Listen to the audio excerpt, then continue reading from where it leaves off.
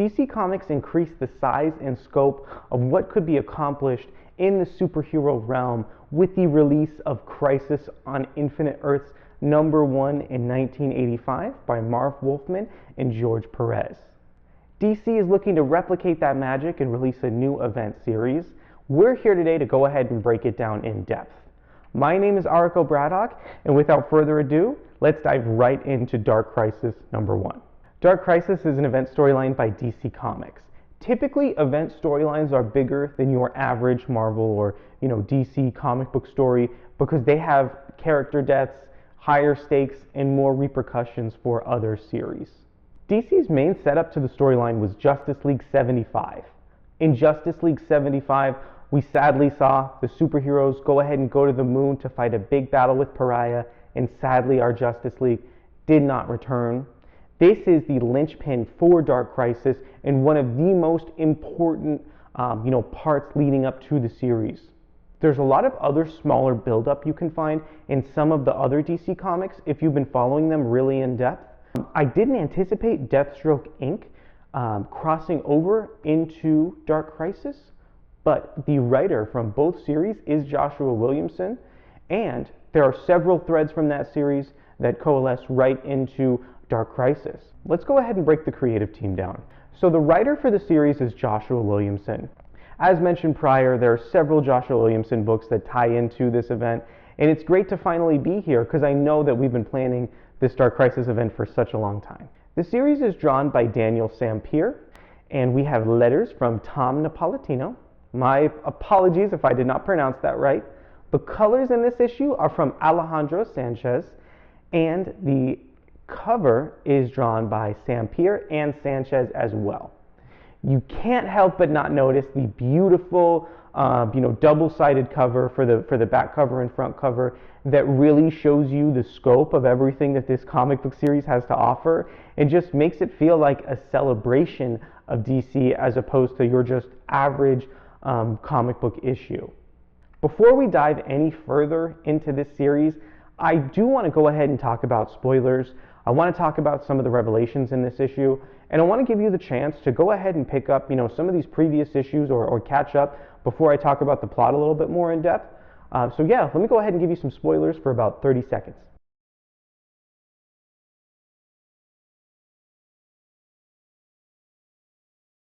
I really love the opening page for this issue.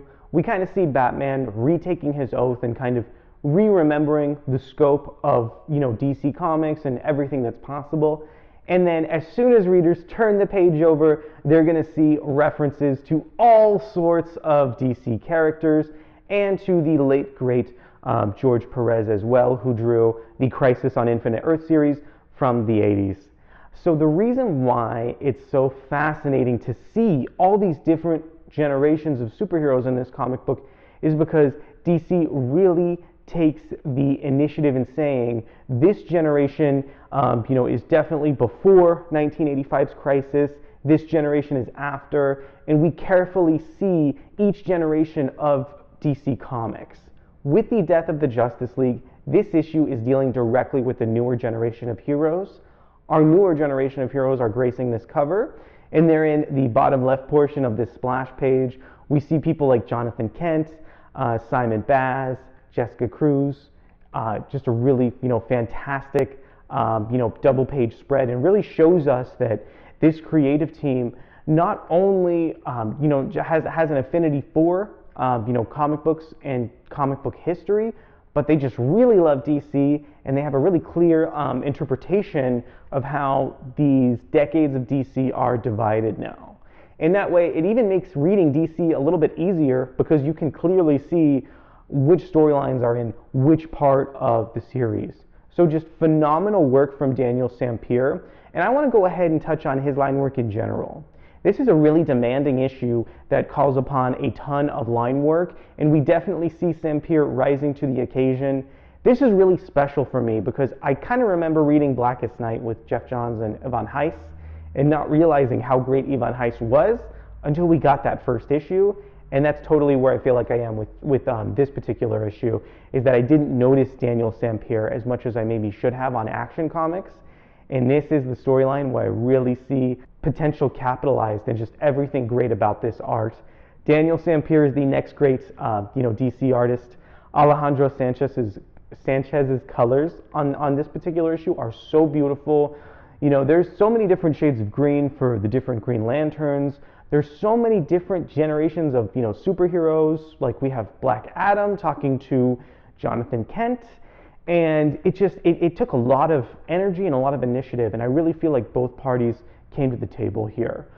The production value in this comic book could not be higher, and the scope of the issue as well is just commendable. So really, really great work from Daniel Sampere in this issue. Okay, so I want to maybe talk about a few negatives just to make sure that we're covering the scope of the entire issue. One of the problems I definitely have, which may be addressed later on in the series, is that it's just awkward that our superheroes were killed a couple months ago, and the rest of the DC universe, they're not quite sure if they need to mourn the passing of the heroes or if they just need to kind of wait for them to come back. There's a little bit of whiplash in terms of the tone there. I really hope Joshua Williamson will kind of have this resolved by the end of the story. I'm completely fine with Joshua Williamson either giving us the next generation of DC heroes or having us stick with this current generation, but I think that a decision here needs to be made, and if we keep straddling the line, it's going to be really uncomfortable. Either give us the original Justice League back or give us this new team of heroes and just make it clear for us. In fact, if you want both of them existing in the same world, that's fine. It's just that the messaging needs to be much, much more clear here, because we even have characters in story who are like, are the Justice League really dead? What the hell is going on? And I can't help but share those emotions. I do respect that Joshua Williamson is trying to keep us in the dark, which is why I don't think this is a really valid criticism, but something that maybe needs to be addressed further down the line. By the end of the series, I would really like to, have a clear answer on this so that when I'm reading the comics that are coming after, I know what it is that I'm reading and I don't have to guess quite as much. The last point that I'm going to make here is I'm just a little tired of some of the violent tropes that Joshua Williamson takes on with Deathstroke. We see a really, really, really violent murder here. The more time I spend away from that death, the more I feel like that's not even really needed. And we just wasted some of the goodwill in this issue, and having that sense of violence really just did not hit the right tone of the story for me. I respect what Joshua Williamson is doing with Deathstroke, because in Shadow War and Deathstroke Inc., we see a much more angry, bitter, and violent Deathstroke. I still just wish it would have been handled like a little bit differently here, but it's not the worst thing in the series, and it does stay true to what Joshua Williamson was working on with the character. Okay, I want to kind of dive deep into the actual plot of this issue and kind of let you know what's going on. After the superheroes mourn the Justice League, there's kind of a void or an emptiness that the entire cast is feeling after that funeral. After the funeral, it appears that villains like the Cobra Gang are definitely speeding up in their appearances. So basically, crime is threatening to destabilize the DC universe, and it's really up to the next generation of heroes or anybody left standing to go ahead and fight off the people remaining. There's definitely a sense that what happened to the Justice League was some sort of weird, freak thing, but having them, kind of pick up the pieces and figure out what's next is definitely enthralling. I really like seeing Jonathan Kent interact with so many different characters in the DC universe and get so many kind of shut doors on him and just people dejected by, the death of their loved ones. Essentially, Jonathan Kent appears to be a really driven, a really motivated superhero, which definitely ties into the Tom Taylor run in Superman, Son of Kal-El. But having Jonathan be rejected by so many people definitely hit me emotionally. At the end of the series, he finally gets those yeses he's been waiting for and is able to assemble the new Justice League. But what it feels like is that Jonathan Kent is screaming, "The sky is falling" in Chicken Little, and nobody else is hearing him except for the odds and ends that he manages to assemble at the end of the issue.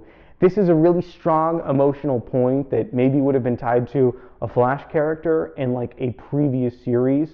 But I love Jonathan Kent.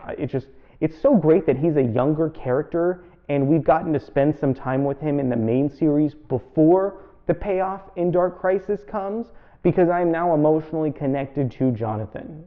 If this is your first time reading a Jonathan Kent story, I think it's a great place to start, because you really get a sense of what it's like for Superman to lose his father, and also how the rest of the DC universe reacts to him with that absence.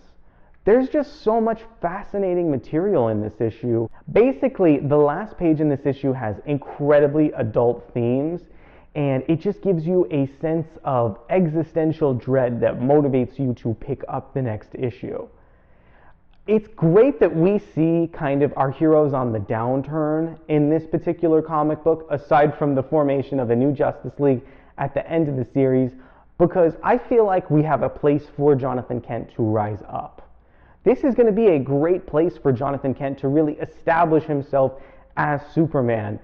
Also, getting little teases of characters like Yara Flor, the new Wonder Girl, was phenomenal. These characters are so interesting because we haven't gotten decades of monotonous story from them.